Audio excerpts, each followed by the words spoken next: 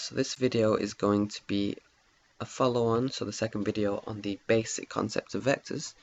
And in the last video we went over representation for vectors, and this is just going to be a little bit further on the general notation.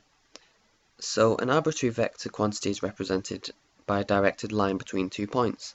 In the last video we learned that's known as a directed line segment, and it goes from 2 points. So here we gave a diagrammatical example of point A to point B, and the arrowhead can be anywhere along the line and it just shows the direction. So when writing vectors, there are several different notations which can be used, and we use these notations to distinguish vectors from scalars, because obviously we don't want to be getting the two mixed up.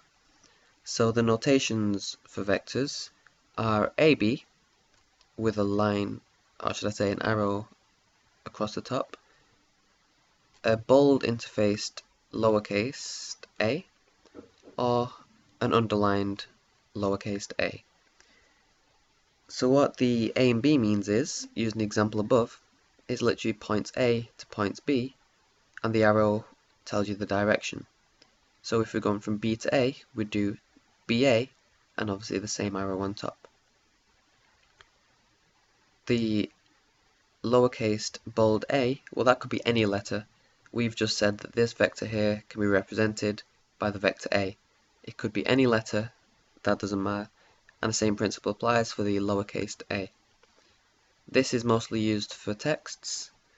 These two are what you'll be using because obviously you can't really write in a bold font in your exam. So that's just a quick video on the general notations. Hope that helps.